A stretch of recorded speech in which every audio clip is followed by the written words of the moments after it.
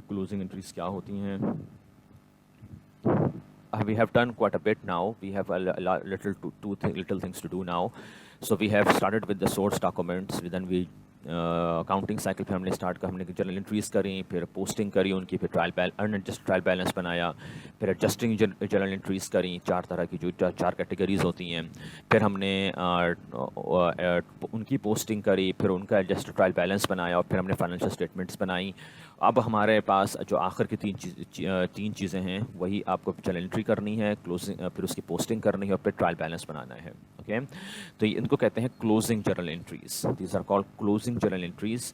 They are not many, 4 maximum 3 से 4 होती हैं ये जर्नल एंट्रीज. 3 से 4, मिनिमम 3 मैक्सिमम 4 होती हैं.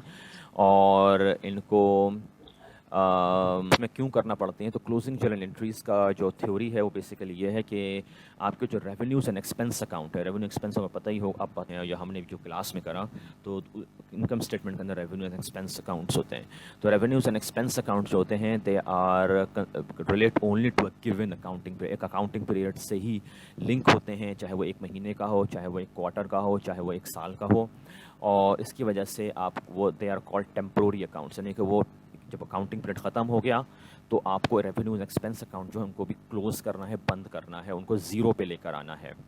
तो रेवेन्यूज़ एंड एक्सपेंस अकाउंट जो इनकम स्टेटमेंट का अकाउंट होते हैं, वो टेम्प्रोरी अकाउंट होते हैं, उनको हर पीरियड के बाद बंद करना पड़ता है, क्लोज़ करना पड़ता है, ज़ीरो पे लेकर आना होता है. बैलेंस शीट के जितने अकाउंट्स होते हैं, they are called permanent accounts. Okay, balance sheet के अकाउंट्स कभी बंद नहीं होते हैं. एसेट, लाइबिलिटी और इक्विटी के जो अकाउंट्स होते हैं वो कभी बंद नहीं होते हैं. उनकी जो वैल्यू होती है वो पीरियड से पीरियड चलती रहती है, महीने से महीने चलती रहेगी, साल से साल चलती रहेगी. तो उनको कभी क्लोज़ नहीं करते हैं. सो इसमें क्या होता है कि जो आपकी टेम्प्रोरी अकाउंट बैलेंसेस होते हैं उनको क्लोज़ करना पड़ता है. उसके लिए आप क्या करते हैं कि अभी हम करेंगे आपके सामने कि उनको ज़ीरो पे लाने के लिए आपको एक एक्स्ट्रा अकाउंट बनाना पड़ता है, कॉल्ड इनकम समरी.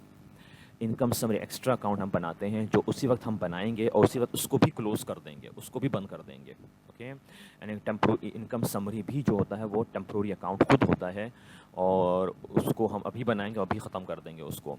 और इस इनकम समरी से लेकर फिर हम रिटेन्ड अर्निंग्स में या तो डाल देते हैं, या ओनर्स एक्विटी में हम डाल सकते हैं. रिटेन्ड अर्निंग्स, अगर क्योंकि हमारा इस क्वेश्चन में लॉस हो रहा है तो इसलिए मैं रिटेन्ड अर्निंग्स का वर्ड इस्तेमाल नहीं करूँगा. मैं अभी क्विकली बता दूं, रिटेन्ड अर्निंग्स का मतलब होता है रिटेन करना. रिटेन्ड मतलब होता है रखना, जमा करना, एक तरह समझ लें. ओके, रिटेन मतलब रखना, और अर्निंग्स आप समझ लें, earnings is income. So retained earnings, जो आखिरी वर्ड आपको नज़र आ रहा होगा वहाँ पर रिटेन्ड स्लाइड में, रिटेन्ड अर्निंग्स. तो रिटेन्ड इस बहुत कॉमन वर्ड है. उसको रिटेन्ड अर्निंग्स आपका अक्सर आपके नॉर्थ अमेरिका वगैरह में इस्तेमाल किया जाता है. ये काफ़ी कॉमन वर्ड है, इसलिए हमारी बुक क्योंकि अमेरिकन बुक, इसलिए मैंने यहाँ वर्ड इस्तेमाल करा रिटेन्ड अर्निंग्स का. पाकिस्तान में रिटेन्ड अर्निंग्स भी इस्तेमाल करते हैं, लेकिन ज़्यादा जो कॉमन वर्ड है वो है, मुबशर ज़फ़र ने बिल्कुल सही बोला है, मैं वहीं आ रहा हूँ. बिल्कुल, thank you Mubashar. Retained earnings America में ज़्यादा कॉमन है. जो पाकिस्तान में जो बैलेंस शीट का वाला जो क्वेश्चन नंबर 6 आप लोग कर रहे हैं, उसमें आप देखेंगे जो कंपनीज़ की एनुअल रिपोर्ट्स देख रहे होंगे, उसमें आप ओनर्स एक्विटी का जो यानी कि बैलेंस शीट देखेंगे, तो आप देखेंगे रिटेन्ड अर्निंग्स शायद ही किसी ने इस्तेमाल करा हो. मोस्ट कॉमन वर्ड जो होता है पाकिस्तान में इस्तेमाल होता है रिटेन्ड अर्निंग्स के इक्विवेलेंट जो इस्तेमाल होता है वो है रिज़र्व्स. रिज़र्व्स का वर्ड आप लोग देख रहे होंगे. मैंने क्वेश्चन में आपसे पूछा है कि रिज़र्व्स कितने हैं कंपनी के. सो रिज़र्व्स पाकिस्तान में ज़्यादा इस्तेमाल होता है. ये ब्रिटिश आपको समझ लें वो लैंग्वेज इस्तेमाल हो रही है. अमेरिका में इसको रिज़र्व्स की जगह वो कहते हैं रिटेन्ड अर्निंग्स. दोनों का मतलब सेम है, दोनों के कॉन्सेप्ट सेम हैं, और मगर बस टर्म्स डिफरेंट हैं.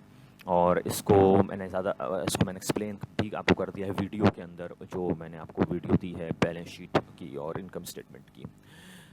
एनीवे, तो जैसे उन्होंने बोला, मुबशर ने, ज़फ़र ने जैसे बोला है, बिल्कुल अच्छा वर्ड बोला है, savings of for the owners equity. Exactly, इसका सिंपल एक्सप्लेनेशन बेसिकली ये है कि अगर आप जॉब कर रहे अभी होते, अक्सर तो आप लोग जॉब अभी नहीं कर रहे हैं, लेकिन अगर आप पार्ट टाइम जॉब कर रहे हैं कहीं पर, या अगर आप जॉब कर रहे होते हैं, या आपके घर में आपने देखा होगा आपके भाई या बड़े भाई या आपकी पेरेंट्स वगैरह जो भी हैं, जो भी जॉब कर रहे हैं, या अंकल वगैरह, मामू, चचा, जो भी, तो आपने देखा होगा कि वो जब जॉब कर रहे होते हैं, जब इनकम मिल रही है, तो जब इनकम जो मिलती है, तो वो जो इनकम मिलती है, जो उनकी, उसको कहते हैं कमाई, जो उनकी हो रही है, वो रेवेन्यू है उनका। सही है। और फिर घर के अखराजात होते हैं। सही है, जो पैसा जिसमें ख़र्च हो रहा है, चाहे आपका इंटरनेट हो, फ़ोन हो, खाना पीना हो, कपड़े हों, बिजली, यूटिलिटीज़ हों, वह बिजली, पानी, गैस वगैरह। सही है ना। और स्कूल की फ़ीस, यूनिवर्सिटी की फ़ीस, वॉटेवर। तो ये सब में जो पैसा जा रहा है, तो वो सब एक्सपेंसेस हैं। तो जो कमाई आपके पेरेंट्स या आपके चचा वगैरह जो भी हैं, जो कमा रहे हैं, वो उनकी रेवेन्यू हो गया, और जो अखराजात हैं वो एक्सपेंसेस हो गए।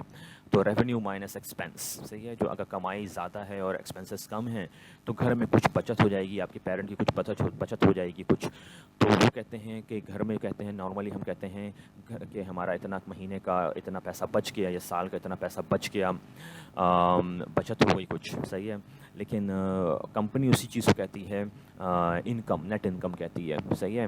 तो उस नेट इनकम जो होती है, अगर महीने से महीने बचत होती रहे, यानी कि आपकी बचत पर बचत, यानी कि जमा होती रहे, अप्रैल में कुछ बचत हो जाए, मई में कुछ बचत पैसा बच जाए, जून में कुछ पैसा बच जाए, यानी कि महीने बचत होती रहे, तो उसी तरह, यानी कि अगर कंपनी की हर महीने नेट इनकम हो रही है, हर साल नेट इनकम हो रही है, तो नेट इनकम पर उसकी वो जमा करती रहे अपनी नेट इनकम को, तो वो उसकी सेविंग हो रही है, वो जमा कर रही है, राइट। उसको कहते हैं रिटेन्ड अर्निंग्स। जो अपने, यानी कि उस अर्निंग्स जो इनकम हो रही है, उसको जमा करे चलिए, रिटेन कर रही है। सही है। तो इससे वर्ड आता है रिटेन्ड अर्निंग्स। पाकिस्तान में उसको कहते हैं रिजर्व्स। रिजर्व यानी कि पैसा जमा करे चलें, रिजर्व में जितना पैसा रख सकते हैं, रखे जा रहा है कंपनी। ओके। जो नेट इनकम उसकी जमा हो रही है, उसको कहते हैं रिजर्व्स। मतलब कॉन्सेप्ट सेम है, बस टर्म्स डिफरेंट हैं। तो अब मैं आपको करके दिखाता हूँ कि how to do the closing entries. तो आपको मैंने दिखा दिया, थ्योरी बता दी। Now will see how to do that. So first we make obviously we have to make the general journal.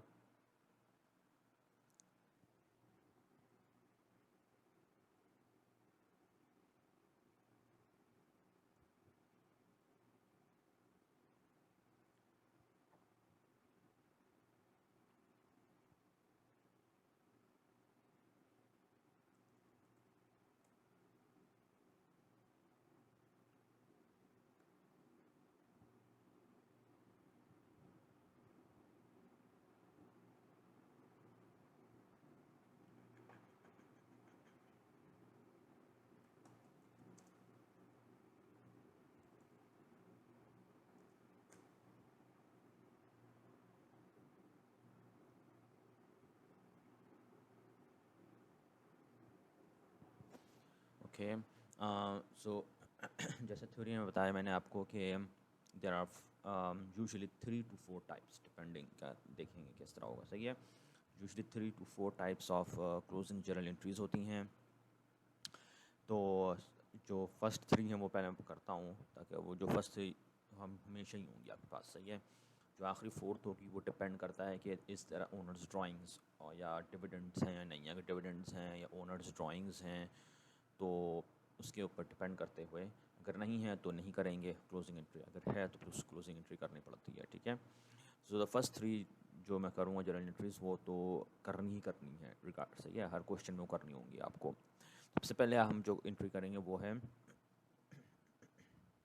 वो होगी क्लोजिंग दी सेल्स रेवेन्यू अकाउंट। सही है। जैसे मैंने आपको बताया कि सेल्स जो क्लोजिंग एंट्रीज होती हैं, they are closing the temporary accounts. And temporary accounts होते हैं इनकम स्टेटमेंट के अकाउंट। सही है। इनकम स्टेटमेंट अकाउंट टेम्प्रोरी होते हैं। आपका जो पीरियड होता है, चाहे वो मंथ हो, क्वार्टर हो, ईयर हो, उसको आप क्लोज करते हैं, आप उसको क्लोज करते हैं फॉर दी पीरियड। और फिर जब दूसरा पीरियड शुरू होता है, next month, next quarter, next year, तो आप एक नए सिरे से स्टार्ट करते हैं, start from scratch, from the for the income statement account. सही है ना।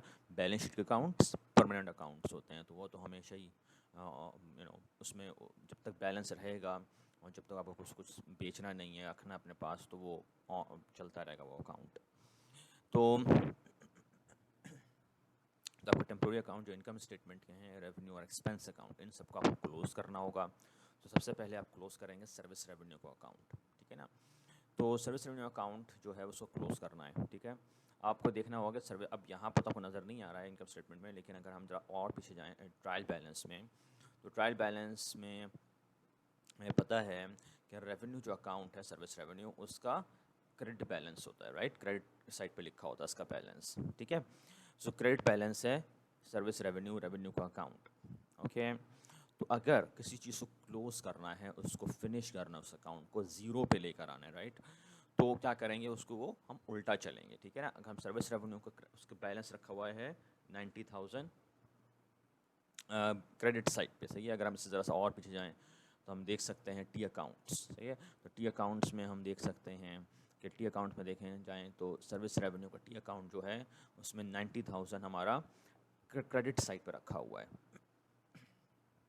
ओके। तो इसको हमें मुझे ज़ीरो पे लेकर आना है, सही है, ज़ीरो करना है। तो ऑब्वियसली अगर मुझे ज़ीरो करना होगा, तो अगर बैलेंस 90,000 क्रेडिट साइड पे है तो मैं उसी के इक्वल डेबिट कर दूं यहाँ पर, ठीक है ना। 90,000 क्रेडिट है, मैं 90,000 अगर डेबिट कर दूं तो ज़ीरो हो जाएगा, debit minus credit, 90 minus 90 zero, ठीक है ना भाई। तो सर्विस रेवेन्यू को मुझे डेबिट करके ज़ीरो पे कर सकता हूँ, तो सर्विस रेवेन्यू अकाउंट तो मैंने डेबिट कर दूंगा मैं, ठीक है। तो सर्विस रेवेन्यू का अकाउंट डेबिट हो गया 90,000, सही है। लेकिन अब प्रॉब्लम ये है कि सर्विस रेवेन्यू अगर आप 90,000 डेबिट करेंगे तो there has to be something, credit भी करना पड़ेगा, debit equal credit, journal entry में आपको दोनों करना है, डेबिट भी रखना है, क्रेडिट भी रखना है, राइट। तो अगर आप जब दोनों को करेंगे तो सर्विस रेवेन्यू को आपने डेबिट कर दिया, तो अब क्रेडिट भी कुछ करना होगा, राइट। तो अब क्रेडिट के लिए आप क्या कर सकते हैं कि यहाँ पे जैसा अभी मैं थ्योरी में बताया था कि आपको इनकम समरी जो है, एक नया अकाउंट आप बनाएंगे इनकम समरी का, ठीक है। और इनकम समरी के अंदर आप ये एक टेम्प्रोरी, वो भी एक टेम्प्रोरी अकाउंट होता है, सही है ना। तो उसको हम बना के उसके अंदर रख देते हैं, इनकम समरी के अंदर डाल देते हैं अपना ये डेबिट और क्रेडिट जो हम करेंगे रेवेन्यू और एक्सपेंस के साथ, ठीक है। तो रेवेन्यू अकाउंट को हमने डेबिट करके क्लोज कर दिया, ज़ीरो पे ले आए, ठीक है। जब से मैं पोस्टिंग करूँगा ना तो आपको वो चीज़ें नज़र आएंगी ज़ीरो पे कैसे हो रहा है, ठीक है। अभी तो आपको दिखा दिया वैसे। अच्छा, तो अब आपका आपका ये होगा कि तो जैसे मैं कह रहा था कि इनकम समरी का अकाउंट हम बनाएंगे, वो भी टेम्प्रोरी अकाउंट है। और इनकम समरी जो है वो आप क्रेडिट करेंगे, तो इनकम जो रेवेन्यू है ना वो इनकम समरी में हम डाल देंगे, ठीक है, इनकम समरी अकाउंट में, और उसको हम क्रेडिट कर देंगे, ठीक है। सो डेबिट इक्वल क्रेडिट, और ये इनकम समरी वाला जो अकाउंट है ये एक तरह से नेट इनकम का अकाउंट है। और इस कहाँ गया अच्छा, और इसको पास आप बस क्या कर रहे हैं कि आप उसको एक आप एक अकाउंट दूसरे अकाउंट में अपना रेवेन्यू ट्रांसफ़र कर दे रहे हैं, ठीक है। अब इसका पूरा जब पिक्चर देखेंगे सामने आएगी तो आपको नज़र आएगा कि what actually we are doing and how it is work, how does it work, ठीक है ना। सो इनकम समरी जो अकाउंट है उसमें आपने रेवेन्यू डाल दिया क्रेडिट साइड पे, ठीक है। और इसको हम कह देंगे क्लोजिंग रेवेन्यू अकाउंट, ठीक है।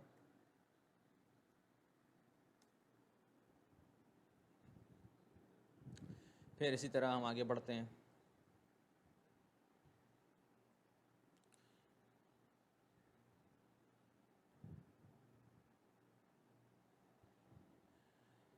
और अब तो पहली एंट्री जो थी वो आपने रेवेन्यू अकाउंट क्लोज कर दिया, ठीक है।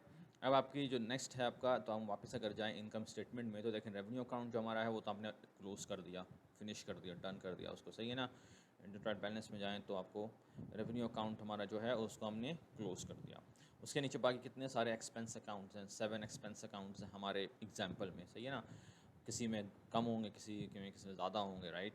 एक बड़ी कंपनी होगी उसमें बहुत ज़्यादा एक्सपेंस अकाउंट हो सकते हैं, छोटी कंपनी में कम होंगे, वॉट एवर। सो जितने एक्सपेंस अकाउंट्स हैं, जितने भी आपके एक्सपेंस अकाउंट्स हैं, उन सबको भी क्लोज करना है, इसलिए कि ये भी इनकम स्टेटमेंट अकाउंट है, राइट।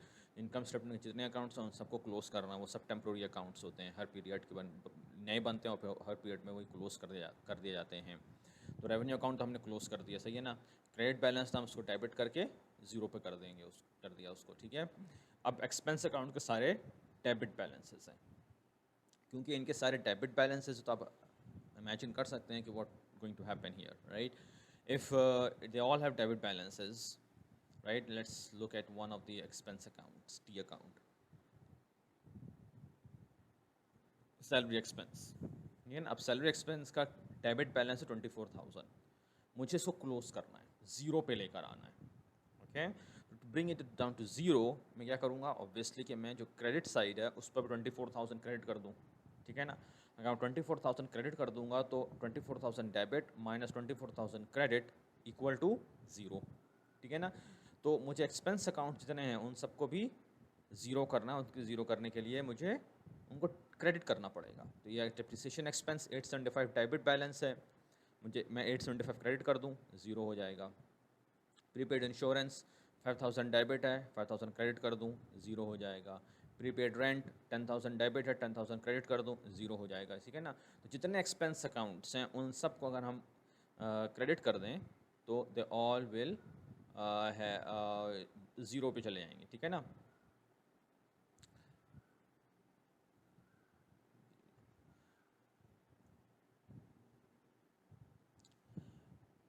तो हम यहाँ आते हैं, सही है। तो जितने डेबिट अकाउंट, जितने एक्सपेंस अकाउंट्स, उनको हमें क्या करना है, क्रेडिट करना है। क्रेडिट करेंगे तो वो ज़ीरो पे हो जाएंगे, ठीक है।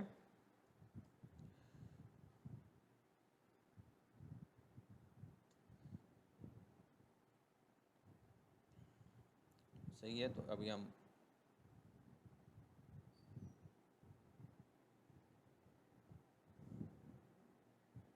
क्रेडिट कर दिया हमने सारे एक्सपेंस अकाउंट्स को, सही है। क्रेडिट कर देंगे एक्सपेंस अकाउंट्स तो डेबिट ये सब ज़ीरो पे चले जाएंगे, ठीक है।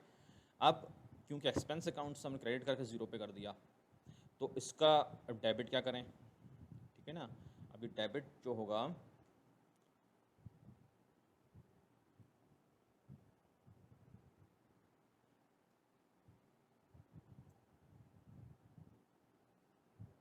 और इनकी अमाउंट्स भी हम कर ले आए,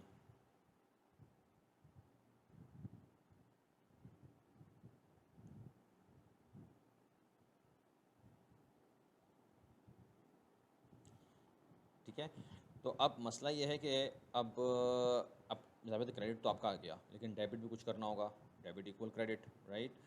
सो डेबिट क्या करेंगे, तो वही जो हमारा इनकम समरी वाला अकाउंट है, सही है, उसी को हम डेबिट कर देंगे।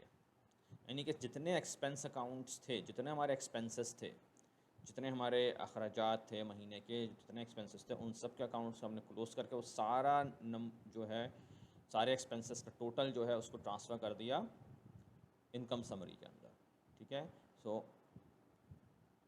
बेसिकली वो इक्वल होगा 80,875 के इक्वल,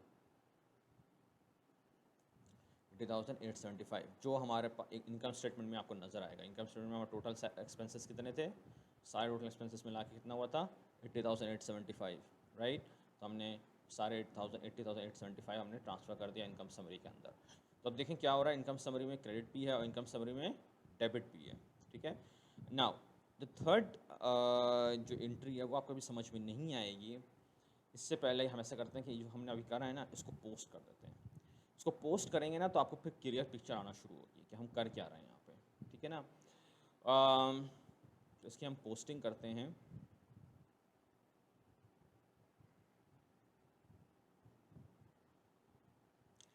ओके, और इसकी closing journal entries, posting of closing journal entries,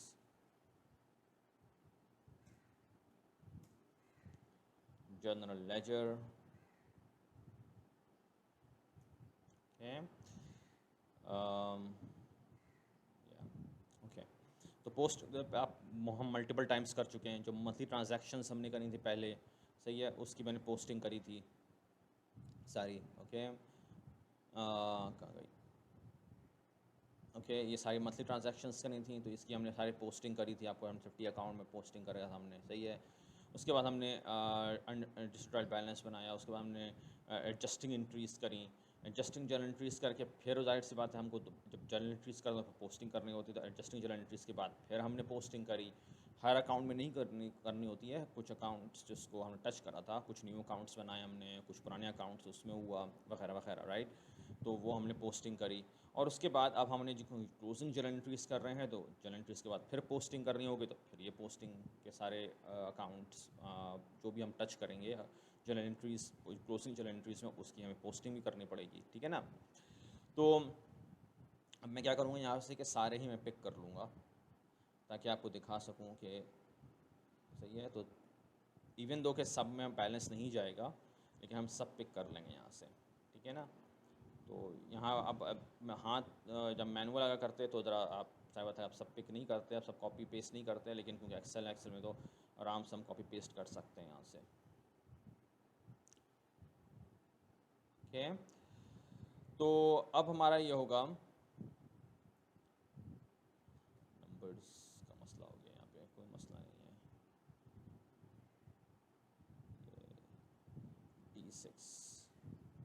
D6 and E7, D6 and E7।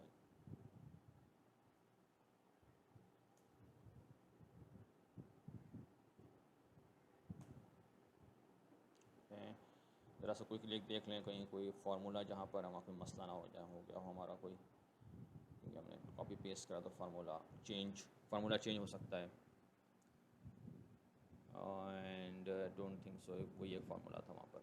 चलें, तो हमने देखे वहाँ सारे कॉपी पेस्ट कर लिए सारे, तो हमारे पास सारे जो टी अकाउंट्स दोबारा वापस आ गए, ठीक है ना। एडजस्टिंग, ये मैंने एडजस्टिंग वाले से करा है, तो हमारे पास उसमें सब न्यू अकाउंट जो बने थे एक्सपेंसेस वगैरह के, वो सब भी यहाँ पर हैं, ठीक है। अब हमें देखना है कि हमने क्या करा यहाँ पे। तो हमने सबसे पहले एंट्री हमारी थी सर्विस रेवेन्यू का, हमने डेबिट करा था 90,000 से, ठीक है। तो सर्विस रेवेन्यू हमारा कहाँ है, सर्विस रेवेन्यू, सही है। तो इसका भी जो क्लोजिंग जर्नल एंट्री होती है वो भी महीने के आखिर की ही इसकी एंट्री डेट होती है, जिस तरह एडजस्टिंग जर्नल एंट्रीज़ की भी महीने के आखिर में की डेट लिखी जाती है, सही है। तो सर्विस रेवेन्यू का मार्च 31 और हमने क्या करा था, सर्विस रेवेन्यू को 90,000 डेबिट करा है, सही है ना। तो 90,000 डेबिट करा, तो आप देख सकते हैं हमारा यहाँ पर टोटल क्या होगा, राइट। टोटल हमारा क्या होगा, 90,000 credit, 90,000 debit, it's going to be 0, right.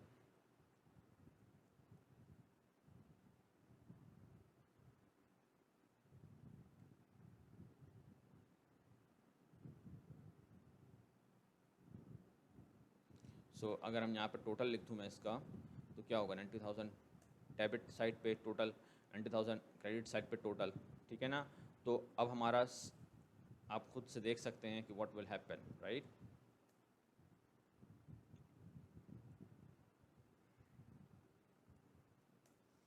तो अब दोनों तरफ 90,000 है, ठीक है। तो ऑब्वियसली इसका मतलब क्या हुआ कि it's going to be zero, ठीक है। 90,000 debit minus 90,000 credit it's going to be zero. अब ज़ीरो आप कहीं भी लिखें, ज़ीरो क्रेडिट साइड पे लिखें, डेबिट साइड पे लिखें, हमें इससे मतलब नहीं है, इसलिए कि it's zero is a zero, right.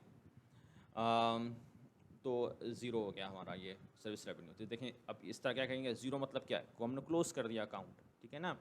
लेकिन हमने डेबिट का था रेवेन्यू, क्रेडिट क्या करा था, इनकम समरी। अब इनकम समरी वाला अकाउंट हमारे पास अब तक बनाया नहीं था हमने, ठीक है ना। वो तो एक नया अकाउंट हमने बनाया है इसके लिए।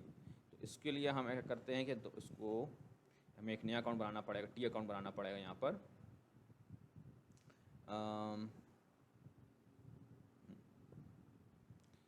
इनकम समरी के नाम से,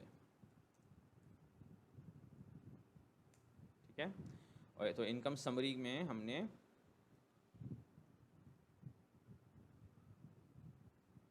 इनकम समरी को हमने क्रेडिट करा है ऊपर जनरल एंट्रीज में, ठीक है। अभी हम दोबारा आपको दिखा देता हूँ मैं।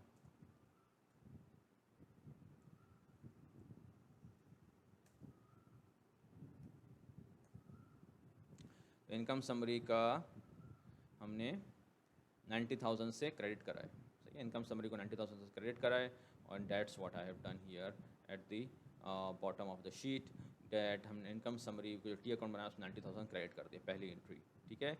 इनकम समरी 90,000 क्रेडिट करा है और रेवेन्यू को डेबिट करा है। रेवेन्यू अकाउंट अभी हमने आपको दिखाया ज़ीरो पे हो गया, ज़ीरो किया हमने। उसके बाद इनकम समरी को मैंने डेबिट करा।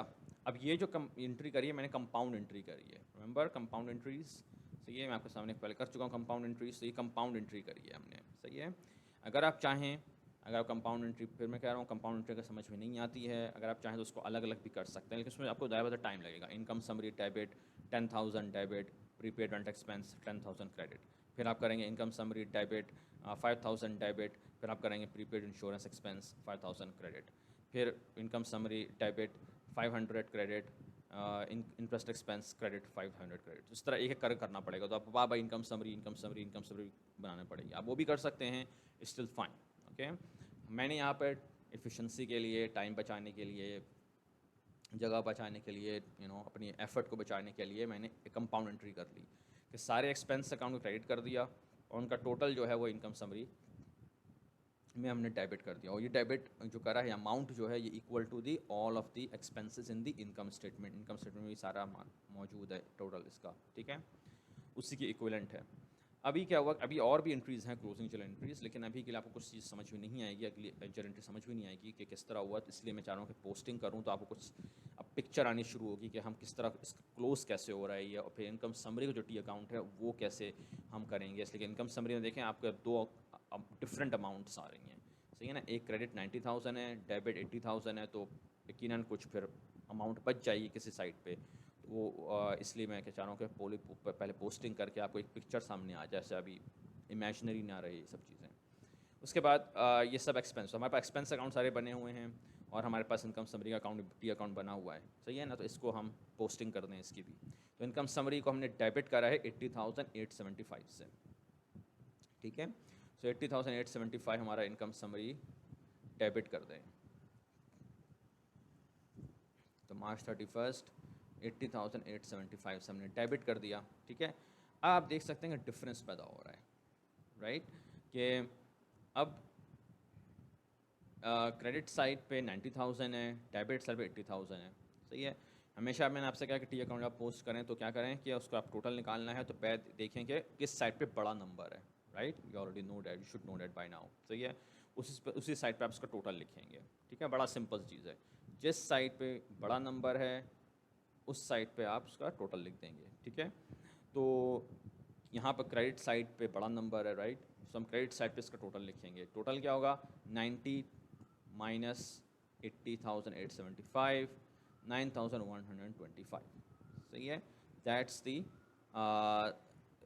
टोटल। सही है, दैट्स टोटल 9,125। अगर आप देखें तो ये नंबर हमने पहले भी देखा हुआ है। कहाँ नंबर देखा हमने ये नंबर, इनकम स्टेटमेंट में। सही है, इनकम स्टेटमेंट में 9,125 is equal to the net income.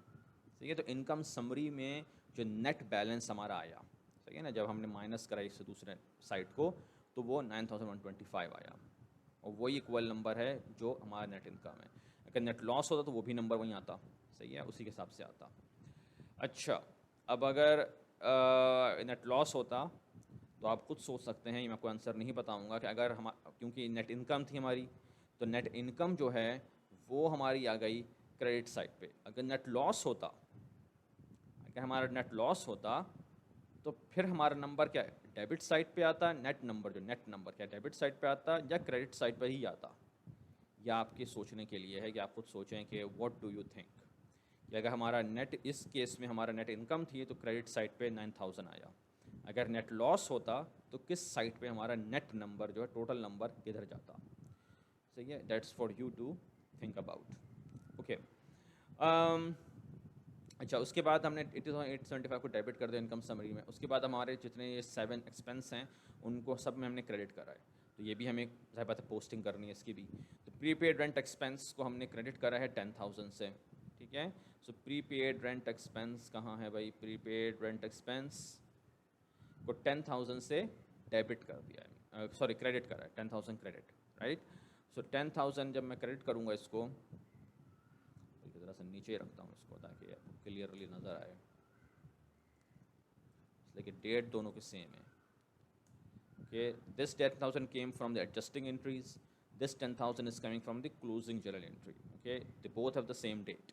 Okay, but दे मकसद जो है दोनों का वो अलग अलग है। ओके, एक क्लोजिंग कर रहा है अकाउंट को और एक एडजस्ट कर रहा है अकाउंट को, प्रीपेड रेंट को एडजस्ट कर रहा है। ठीक है, अब मैं सब टोटल लिखा है, क्यों लिखा है आप यू कैन इमेजिन कि हमारे साथ यहाँ क्या हो रहा है। और ये मैं इस तरह सब में नहीं करूँगा, मैं आपको खाली दिखाने के लिए कर रहा हूँ एक कुछ को। तो यहाँ पे क्या हुआ कि आपका सही है, सो 10,000 पहले डेबिट उसमें रखा हुआ था एक्सपेंस अकाउंट में, फिर 10,000 क्रेडिट कर दिया हमने क्लोजिंग जर्नल एंट्री में, तो 10 माइनस 10 इज़ 0। ठीक है, तो हम 0 लिख दें। Okay, that's the total. अब 0 आप किस तरफ भी लिखें हमें मतलब नहीं है, लेकिन एक्सपेंस अकाउंट तो 0 हो गया, वो तो बंद हो गया, क्लोज कर दिया हमने इसी तरह। ठीक है, इसी तरह जब अब मैं वापस दोबारा ऊपर नीचे नहीं करता रहूँगा, तो अगर आप ऊपर जाएँ जर्नल एंट्री देखें, क्लोजिंग जर्नल एंट्री, तो क्लोजिंग जर्नल एंट्री में नेक्स्ट वन जो अकाउंट है वो है prepaid insurance expense. Prepaid insurance expense को हमने 5,000 क्रेडिट करा है, तो इसको भी हम 5,000 क्रेडिट पोस्ट करेंगे। ठीक है, और मार्च 31 सब टोटल तो हमारा 5,000 क्रेडिट साइड पे आ गया और 5,000 डेबिट साइड पे भी खड़ा हुआ है। ओके,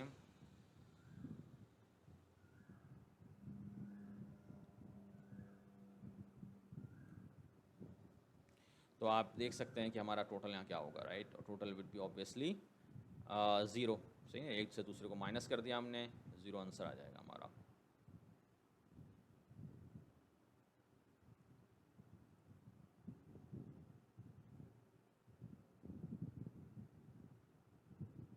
ओके, किस तरह करूँ मैं इसको। ठीक है, तो 0 हो गया हमारा, debit minus credit is 0। Okay, and then that's how you go through all of the expenses. सारे एक्सपेंसेस जो हमारे हैं, 2 अकाउंट कर लिए, 5 और अकाउंट्स हैं, और इसी तरह हम इसको इस तरह चलाते रहेंगे। ठीक है, 7,000। ठीक है, और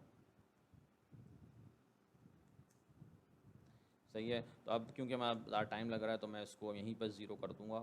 सही है, so debit minus credit 0। Okay, expense accounts और कौन कौन से हैं, यूटिलिटीज़ एक्सपेंस। ओके, 33,500 क्रेडिट कराए हमने जर्नल एंट्री के अंदर। ठीक है, तो क्लोजिंग जर्नल एंट्री के अंदर, तो इसको उसी तरह हम माइनस कर देंगे, debit minus credit 0। Okay, any more expense, yes. Then we have 500 credit in the closing journal entry, so total is going to be debit 500 minus credit 500. Okay, depreciation expense, सही है, we only do expense account, सही ना, इसलिए कि expense accounts को हमने close करा है, credit करा है अभी, so a debit minus credit. Okay, and I think maybe I have 2 more or maybe 1 more account. Okay, 24,000 credit,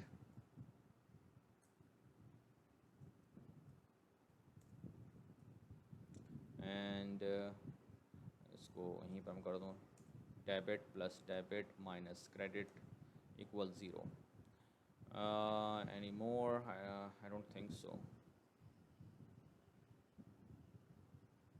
okay, जितने हमारे एक्सपेंस अकाउंट्स थे यहाँ पे 7 एक्सपेंस अकाउंट्स, उन सबको मैंने 0 कर दिया। रेंट एक्सपेंस सबको क्रेडिट था, सबको क्रेडिट पोस्ट करा, तो सब क्रेडिट पोस्ट करा, उनमें पहले डेबिट रखा हुआ था बैलेंस, डेबिट माइनस क्रेडिट 0 हो गया। जितने एक्सपेंस अकाउंट्स हैं अब 0 पे आ गए, यानी कि क्लोज़ कर दिया हमने। हमारा रेवेन्यू अकाउंट भी 0 कर चुके हैं हम, तो वो भी क्लोज़ हो गया, तो इनकम स्टेटमेंट के अकाउंट क्लोज़ हो गए। ठीक है, अब मसला ये हो रहा है कि इनकम स्टेटमेंट का अकाउंट तो 0 पे ले आए, क्लोज़ कर दिए, लेकिन problem is that I have a new account there, income summary, with a balance of 9,125. Problem is income summary account itself is a temporary account, so yeah, it will not go on to balance sheet. Okay, it will not go on your statement changes in equity. It is not supposed to exist after the period has closed. जब period आपने ख़त्म कर देंगे तो finance statements में कहीं जाता नहीं है इनकम समरी, क्योंकि इसको भी हमें क्लोज करना है, ये भी एक टेम्प्रोरी अकाउंट है। ओके, तो इस 9,000 को जब क्लोज कर मतलब है कि 9,000 को ट्रांसफ़र करना पड़ेगा कहीं, सही है। तो इसके लिए फिर हम एक अकाउंट अभी बनाएंगे, सही है, और आपको कर दिखाता हूँ अभी, सही है। इसी वजह से मैं पहले पोस्टिंग करना चाह रहा था कि पोस्टिंग कर दिया इन दो एंट्रीज़ को, देखा कि अब देखें आप इनकम समरी में एक नेट बैलेंस खड़ा हुआ है which is equal to the net income amount, right. तो अब उसको भी हमें क्लोज करना है, तो उसको कैसे क्लोज किया जाएगा, ठीक है। तो हमें एक अब थर्ड जर्नल एंट्री बनानी है, सही है। थर्ड जर्नल एंट्री इसकी मैं नरेशन लिख दूँ, closing expense accounts, okay, March 31st। Now income summary जो अकाउंट है उसको भी मुझे क्लोज करना है, ठीक है। उसके लिए मैं कैसे क्लोज करूं, राइट। आपके सामने एक टी अकाउंट रखा हुआ है इनकम समरी का विद 9125 विच इज़ एक्चुअली अ सब टोटल, सही है, सब टोटल है विच इज़ 9125 क्रेडिट साइड पे। तो what do I do to close it, zero पे लाना है इसको ज़ीरो पे लाने क्या करूँगा, बट अब क्रेडिट साइड पे 9000 है तो मैं क्या करूँ, डेबिट कर दूँ 9125, राइट। इफ़ आई क्रेडिट 9125 है तो क्यों ना मैं उसको डेबिट कर दूँ 9125, तो क्लोज हो जाएगा, जीरो हो जाएगा, जिस तरह हमने रेवेन्यू अकाउंट को करा था और एक्सपेंस अकाउंट को करा था, उसको उल्टा चल दें, सही है ना। अगर एक्सपेंस अकाउंट का डेबिट साइड पे बैलेंस रखा हुआ है तो क्रेडिट कर दो, रेवेन्यू का क्रेडिट पे बैलेंस रखा हुआ है डेबिट कर दें, सही है। इसी तरह इनकम समरी में अब क्योंकि क्रेडिट साइड पे 9000 रखा हुआ है तो मुझे क्लोज करना है, जीरो पे लाने के लिए उसको मैं डेबिट कर दूँ, ठीक है।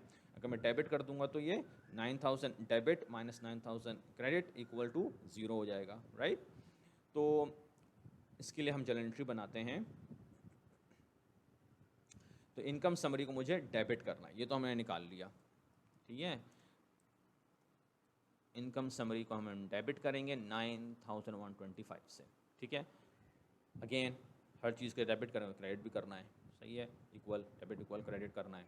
इनकम समरी जब क्रेडिट डेबिट करेंगे तो आपकी क्रेडिट कहाँ जाएगा, तो क्रेडिट जाएगा जो अब तक हमने अकाउंट नहीं बनाया है, और ये अकाउंट आप बैलेंस शीट में नज़र आता है, बहुत कॉमन अकाउंट है, वो होता है रिटेन्ड अर्निंग्स। क्योंकि हमारी कंपनी बिल्कुल नई थी तो इसलिए हमने अब तक नहीं बनाया था, मैं अब बना के दिखा देता हूँ। रिटेन्ड अर्निंग्स, या पाकिस्तान में एक दूसरा वर्ड इसको इस्तेमाल करते हैं, रिजर्व, ओके। अमेरिका में इसको वो कहते हैं अक्सर रिटेन्ड अर्निंग्स, पाकिस्तान में कहते हैं उसको रिज़र्व, ओके। उसको हम क्रेडिट कर देंगे, ओके। अब जरा मैं इसको थ्योरी बताता हूँ रिटेन्ड अर्निंग्स या रिज़र्व की, सही है। रिटेन्ड अर्निंग्स होता क्या है, रिटेन्ड अर्निंग्स मतलब क्या है, वर्ड का मतलब क्या, वर्ड का मतलब है रिटेन्ड, मतलब होता है रखना, जमा करना, रखना, ओके, रिटेन्ड। और अर्निंग्स तो आप समझ जाएंगे, अर्निंग्स आपकी इनकम, सही है। तो जो नेट इनकम होती है ना, देखें अब नेट इनकम तो आपने स्टेटमेंट बना ली थी, सही ना, आपने इनकम स्टेटमेंट बनाई, उसमें आपने नेट इनकम कैलकुलेट करा, राइट। लेकिन statement is nothing in front of journal entry. Accounting में आपको कोई भी चेंजेस करनी होती हैं, रिकॉर्ड्स में कुछ भी चेंज करना, उसके लिए आपको जर्नल एंट्री की ज़रूरत है। आपने इनकम स्टेटमेंट तो बना ली, लेकिन मसला ये हुआ है कि जो आपका ओनर्स इक्विटी अकाउंट है, ओनर्स कैपिटल का अकाउंट है, वो सब तो उसी पे खड़े हुए थे 150,000 पे, 1.5 लाख पे, सही है ना। मसला ये हुआ है कि आपका नेट इनकम आपने कैलकुलेट तो कर ली, यहाँ पे net income is 9125, but the problem is कि आपका जो अकाउंट है ओनर्स इक्विटी का अकाउंट या ओनर्स कैपिटल का अकाउंट जो कह लें, वो 1.5 लाख पे ही खड़ा हुआ है।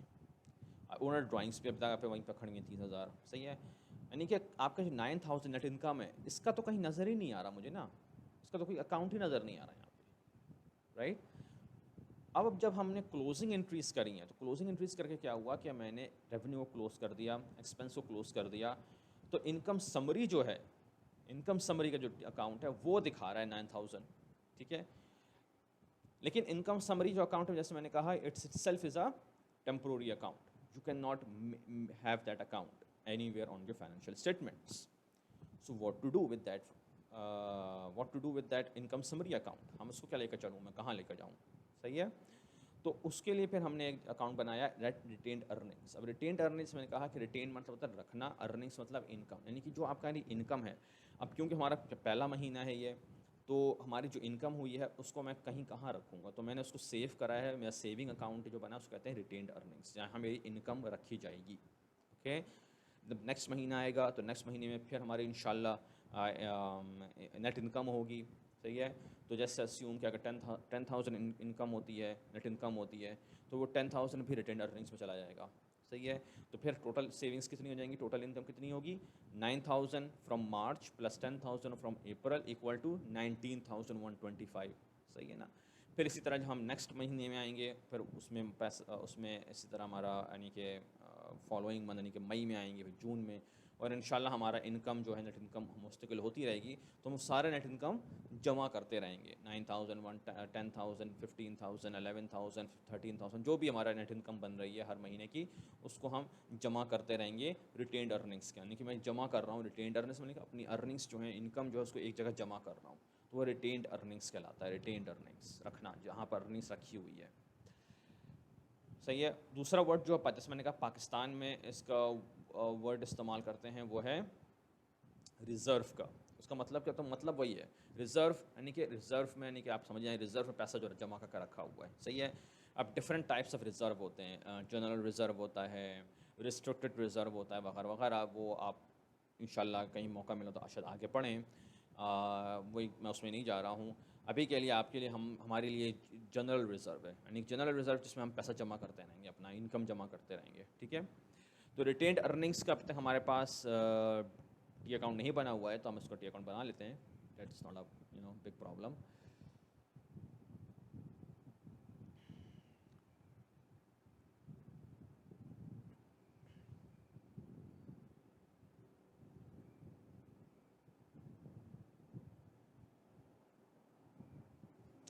सो retained earnings,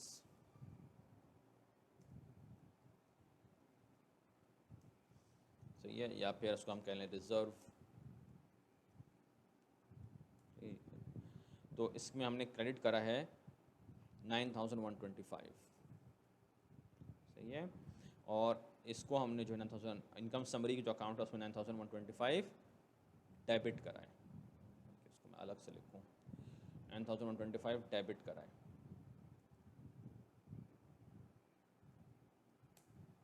okay.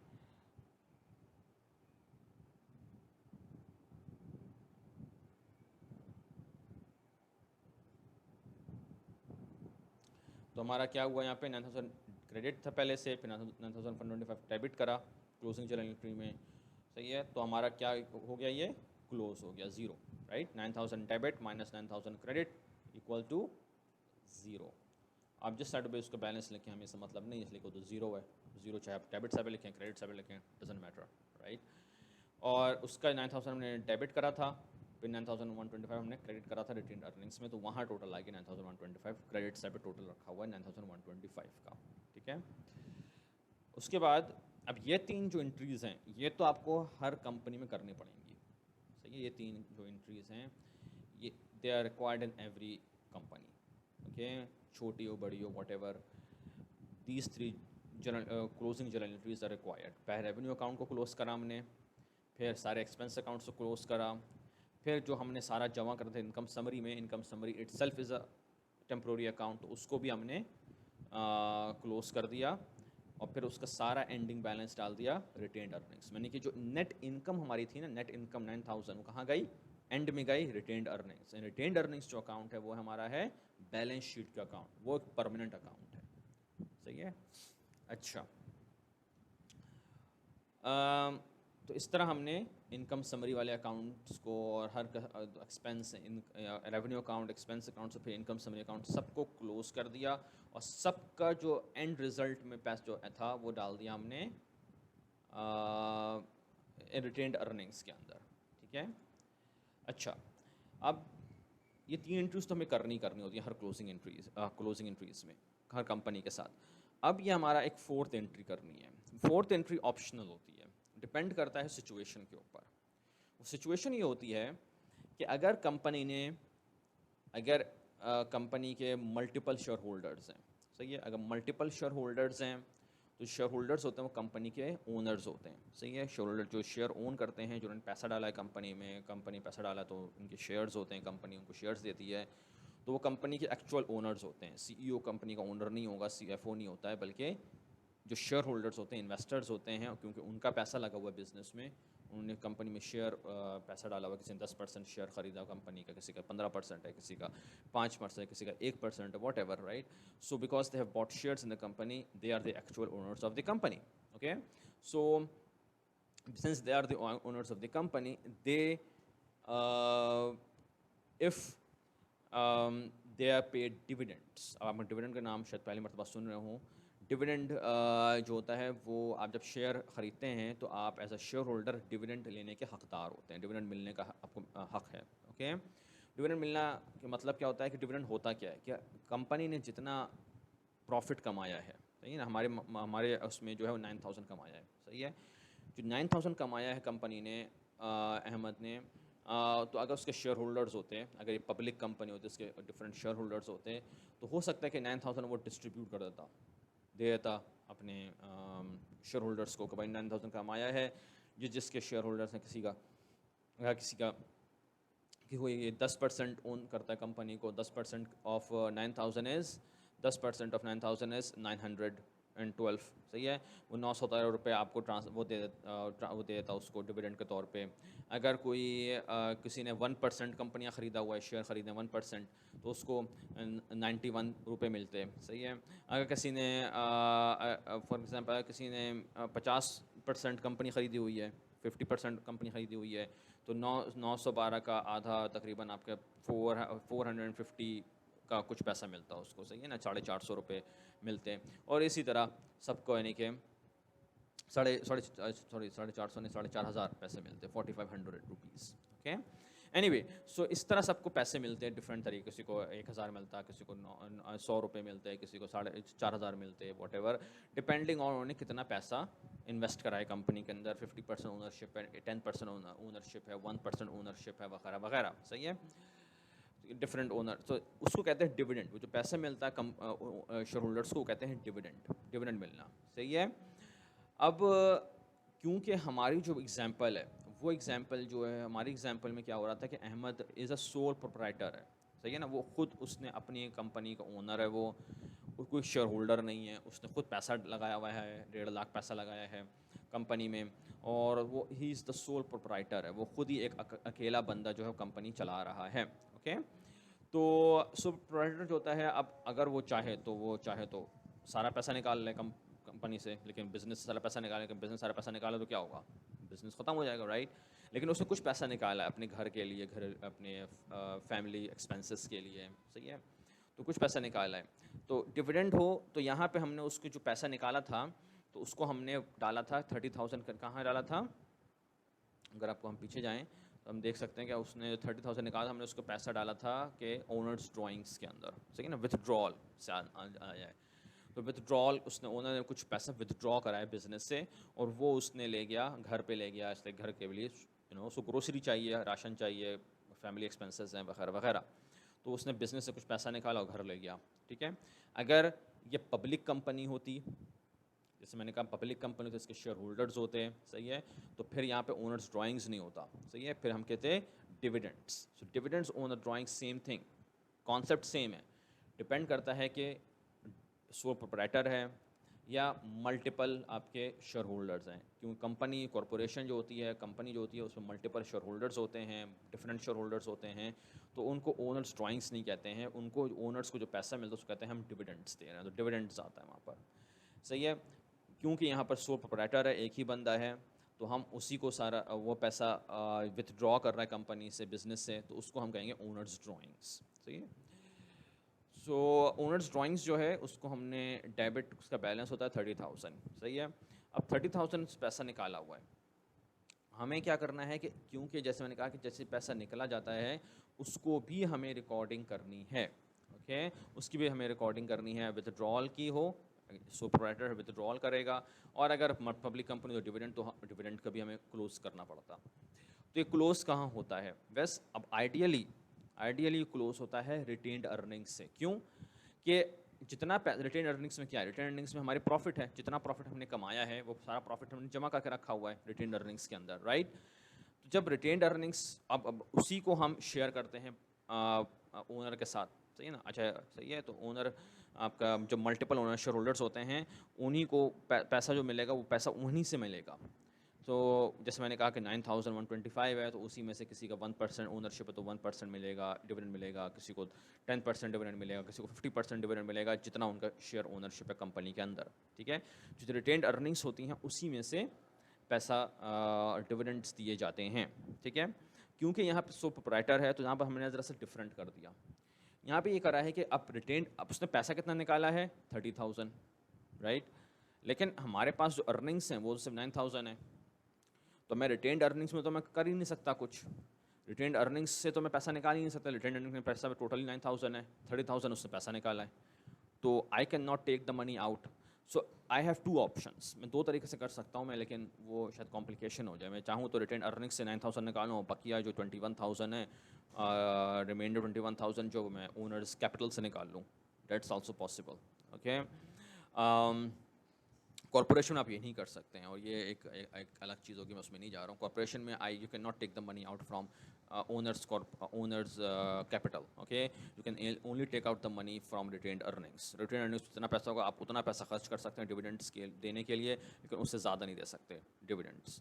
So maximum dividend you can give in this case if it would have been a corporation that retained earnings की 9,000 है, तो कॉर्पोरेशन जो होती है वो कहती है कि भाई रिटेन्ड अर्निंग्स 9,000 है तो हम 9,000 दे सकते हैं, उससे ज़्यादा नहीं दे सकते। लेकिन क्योंकि ये एक सो प्रोप्राइटरशिप है, तो सो प्रोप्राइटरशिप दायवा है कि वो अब एक ही बंदा वही है, वही ओनर है, वो चाहे तो कुछ भी पैसा निकाल सकता है, जितना पैसा निकालना चाहे किसी तरह से। सही है, तो अगर वो चाहे तो हम यहाँ भी क्या कर सकते हैं, जैसे मैंने कहा कि उसने क्या पैसा निकाला है, तो पैसा जो निकाला है हम चाहें तो रिटेन्ड अर्निंग्स से ही पैसा निकाल लें, 9,000 निकाल लें और फिर बकिया ओनर्स कैपिटल से निकाल लें। सही है, तो अब हम क्या करेंगे यहाँ इस केस में, तो यहाँ पर मैं आपको सिंपली यही करूँगा कि हम जो पैसा उसने निकाला है, क्योंकि अब डिविडेंड्स का जो टी अकाउंट है उसको हमें क्लोज़ करना है। सही है, डिविडेंड्स का ओनर्स ड्राइंग्स का जो अकाउंट है उसको हमें क्लोज़ करना है। ओनर्स ड्राइंग्स का जो अकाउंट है वो 30,000 डेबिट पे खड़ा हुआ है, इसको भी हम जैसे मैंने कहा क्लोज़ करना है, इसको भी बंद करना है। तो इसको बंद करेंगे तो क्या होगा रिज़ल्ट के 30,000 डेबिट है, तो 30,000 मुझे इसको ज़ाहिर बात है क्लोज़ करना है, ज़ीरो पे लाना है, तो क्रेडिट कर दूंगा। सो ओनर्स ड्राइंग को मैं 30,000 क्रेडिट कर दूं तो वो ज़ीरो पे हो जाएगा, राइट। तो 30,000 ओनर ड्राइंग्स को मैं अगर डेबिट कर दें, हम क्रेडिट कर दें सॉरी, तो वो क्लोज कर दूंगा मैं इसको। सही है, ओनर्स ड्राइंग्स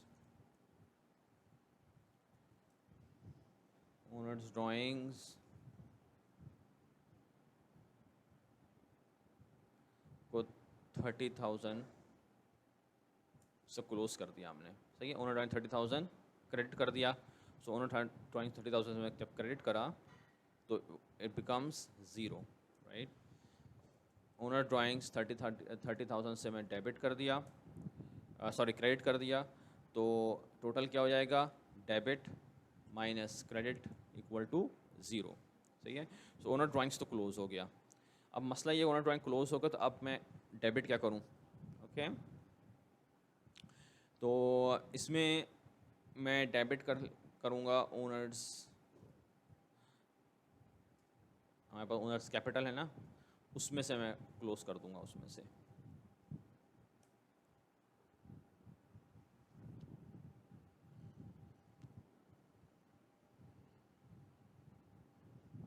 सो ओनर्स कैपिटल को मैं डेबिट कर 30,000, तो अगर मैं ओनर्स कैपिटल पे जाऊं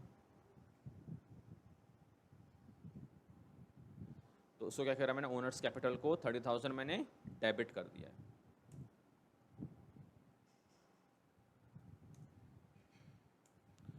तो एंडिंग बैलेंस क्या हो जाएगा मेरा यहाँ पर, credit 150 minus 30,000 debit equal to 120,000। Okay, तो अब क्या वो रिज़ल्ट निकला है कि 120, सही है। तो ओनर्स कैपिटल हमारा कितना है, 120 हो गया, इसलिए उसने पैसा ज़्यादा निकाल लिया है, क्योंकि एक ही ओनर है, वो जो चाहे कर सकता है बिजनेस के साथ। अगर कॉरपोरेशन होती तो that was not possible. Corporation अगर होती तो जितना कैपिटल होता है वो वैसे ही रहता है, उसमें से पैसा नहीं निकाल सकते। जितना रिटेन्ड अर्निंग्स हैं उसको आप जीरो कर सकते हैं, उसमें से डिविडेंड्स पे कर सकते हैं। जितना मैक्सिमम आप डिविडेंड पे कर सकते हैं इज इक्वल टू द जितना रिटेन्ड अर्निंग्स है, उससे ज़्यादा पैसा नहीं निकाल सकते। क्योंकि एक ओनर बंदा था, एक ही बंदा है, तो वो चाहे उसने ओनर्स कैपिटल में से पैसा निकाल लिया, ठीक है। तो अब हमारे पास क्या होगा, रिटेन्ड अर्निंग्स 9000 हैं और ऊपर टी अकाउंट हमारा जो बना हुआ है ओनर्स कैपिटल उसमें 120,000 है, राइट। अच्छा, तो अब हमारे क्या हुआ कि अब हमने सारे जो अकाउंट्स हैं जो हमें क्लोज करने थे, यानी कि 4 जनरल एंट्रीज होती हैं जिसमें हमने रेवेन्यू अकाउंट क्लोज कर दिया, एक्सपेंस अकाउंट क्लोज कर दिए, सही है, इनकम समरी का जो अकाउंट है वो भी क्लोज कर दिया।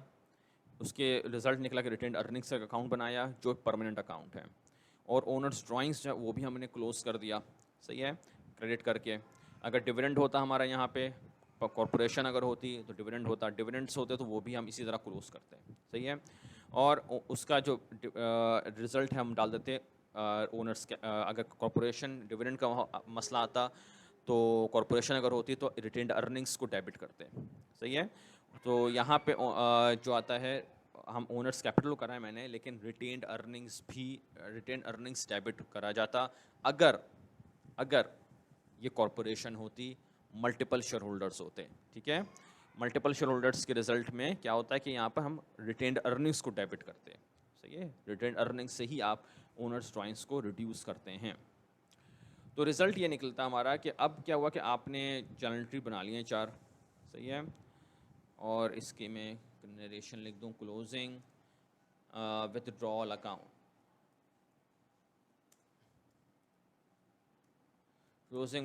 अकाउंट, सही है।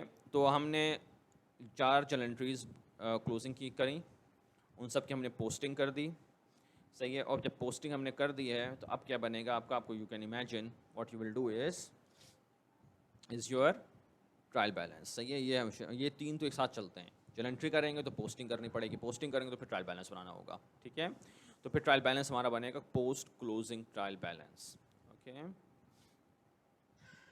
पोस्ट क्लोजिंग ट्रायल बैलेंस हमारा आपके सभी करता हूँ कि क्या होता क्या है, ठीक है। तो मैंने वो एडजस्ट ट्रायल बैलेंस जो उसी को मैं कॉपी कर ले रहा हूँ और इसी को हम बनाएंगे पोस्ट क्लोजिंग ट्रायल बैलेंस, यानी कि क्लोजिंग करने के बाद चेक कर रहे हैं कि ट्रायल बैलेंस के ज़रिए कि हमने डेबिट क्रेडिट जो करा है वो सही करा है, ठीक है। Post closing trial balance, this is the last step in the accounting cycle, okay। So now everything is again pretty much similar, लेकिन कुछ चीज़ें मैं आपको दिखा दूँ, जैसे कैश डेबिट 64,000 है, that's still the same। Office supplies debit 2,000 है, that's still the same, okay। इसी तरह आपका 50 machinery 15,000, I think they already link together, तो 15,000 मशीनरी डेबिट, सही है। accumulated depreciation 125 credit, okay. And इसी तरह ये सब ऑलरेडी लिंक्ड हैं, तो that's easy for me anyway. So ये जो नंबर्स हैं सारे ऑलरेडी लिंक्ड हैं टी अकाउंट से, सही है। तो इसमें से ये सब हमने निकाल लिए, प्रीपेड रेंट वगैरह ये सब लिंक हुआ हुआ यहाँ पर। प्रीपेड रेंट देख लें आप, सही है, प्रीपेड रेंट लिंक है, उसके एंडिंग बैलेंस से। Prepaid insurance,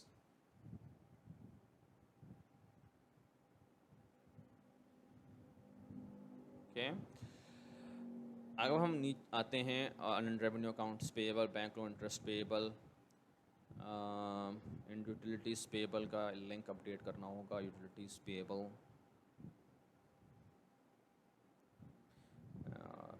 33,500 credit, salaries payable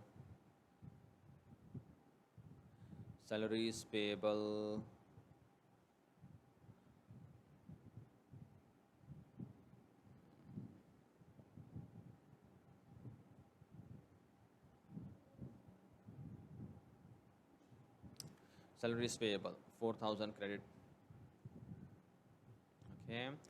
owners capital 120 हो गया। देखिए owners capital adjusted trial balance में 150 पे था, सही है।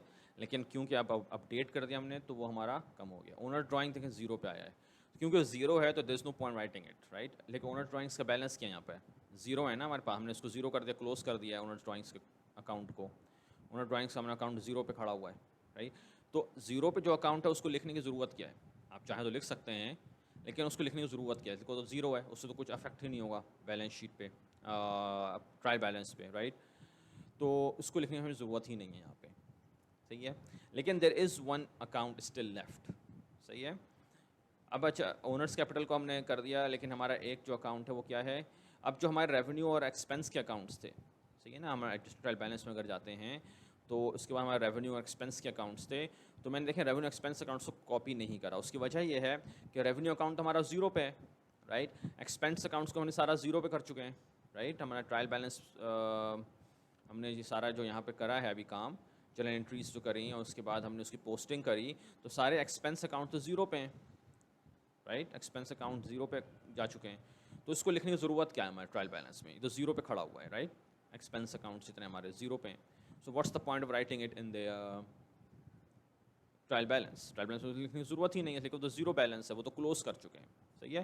तो इनकम स्टेटमेंट अकाउंट्स जो होते हैं वो पोस्ट क्लोजिंग ट्रायल बैलेंस पे नहीं आते, इसलिए कि वो बंद किए जा चुके हैं, क्लोज किए जा चुके हैं, सही है। पोस्ट क्लोजिंग ट्रायल बैलेंस में सिर्फ और सिर्फ बैलेंस शीट के अकाउंट्स आएंगे। जो परमानेंट अकाउंट्स होते हैं वो सिर्फ पोस्ट क्लोजिंग ट्रायल बैलेंस पे आते हैं। उसमें आपका हो गया एसेट के अकाउंट्स हो गए, लाइबिलिटी के अकाउंट्स हो गए, और आपकी जो एक्विटी के अकाउंट्स हैं वो आएंगे, ठीक है। तो एक्विटी के अकाउंट्स जो हैं वो आपके यहाँ पे कौन कौन से हैं, ओनर्स कैपिटल है और एक और अकाउंट्स है, सही है, एक और अकाउंट है परमानेंट अकाउंट जो आएगा अभी। लेकिन मैं अभी हम इसका टोटल करके देखते हैं, आपको टोटल करेंगे तो देखते हैं क्या रिजल्ट निकलता है इसका, राइट। तो टोटल करते हैं तो सम, तो इसका अगर हम टोटल करें अभी,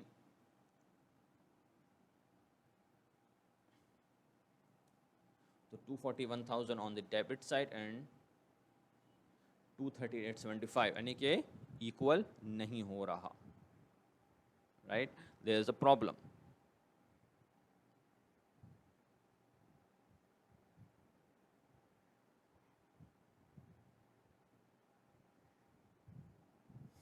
And the trial balance, okay.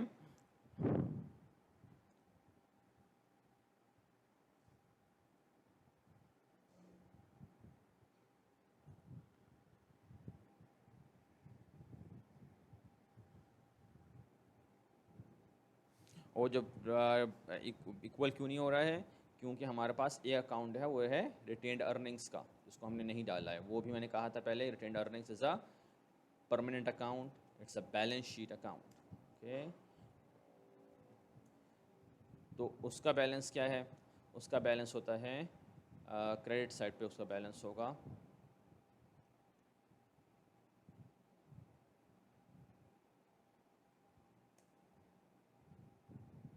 Okay. Problem is it's not balancing, so मैंने कहीं पर देखें कहीं गलती हुई है मुझसे, और वो हो रही है बैलेंस लिंक सही अपडेट नहीं है। अकाउंट्स रिसीवेबल का बैलेंस क्या होना चाहिए देखें ज़रा, 42,000, लिंक सही नहीं था उसका, ओके। इक्वल हो गया, एनीवे। सो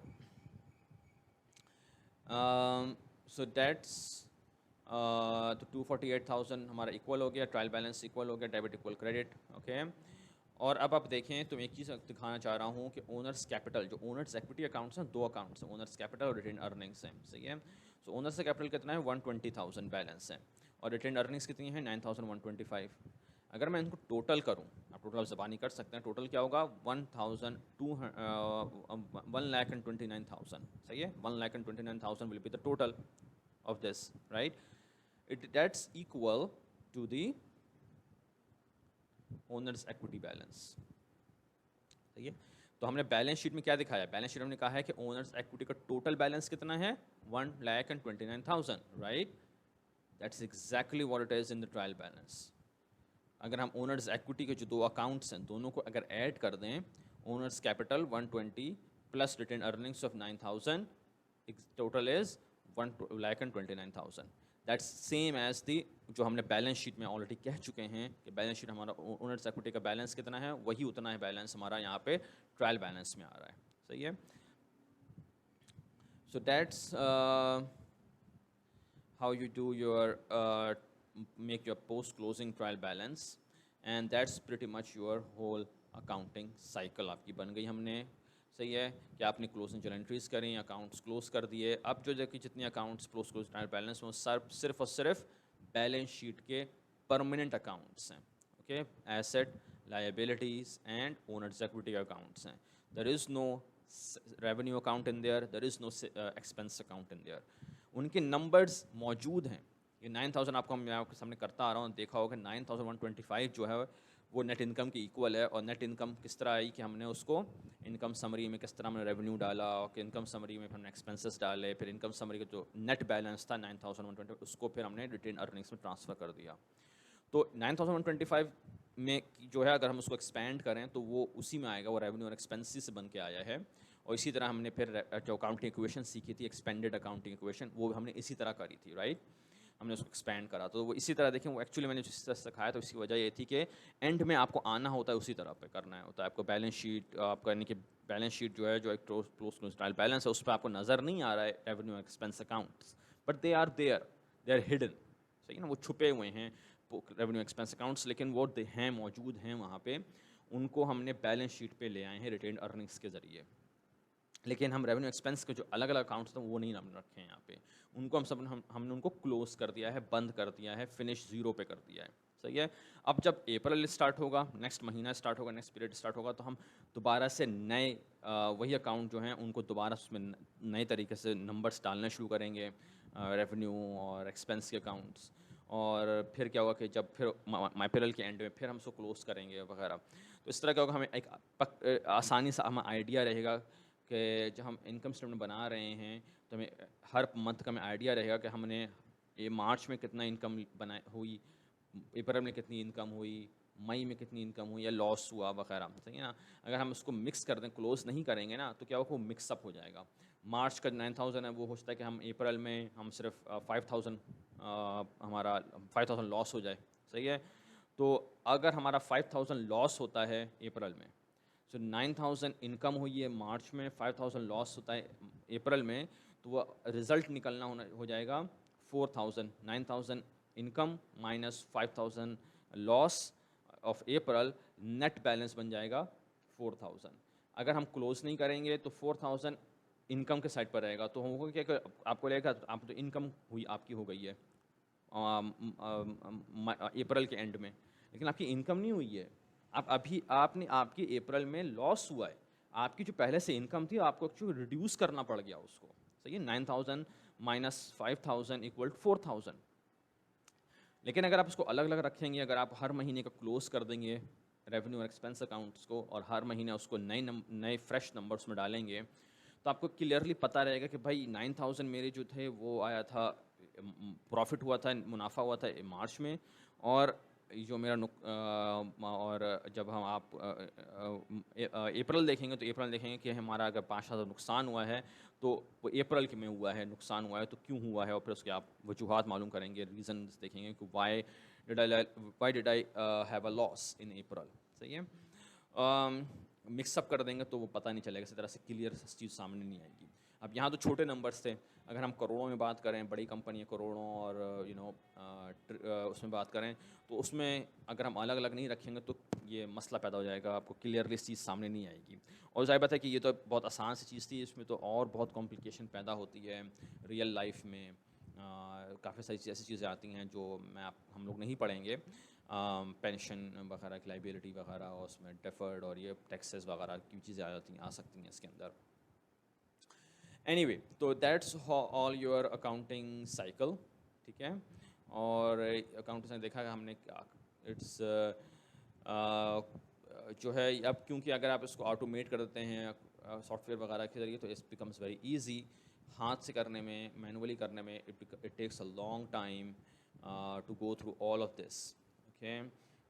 पोस्टिंग, और फिर ट्रायल बैलेंस बनाना, और फिर फाइनल स्टेटमेंट्स करना, और फिर क्लोजिंग जर्नल एंट्रीज, और फिर उसकी पोस्टिंग, और फिर post closing trial balance and things like that, okay. This is all your accounting cycle.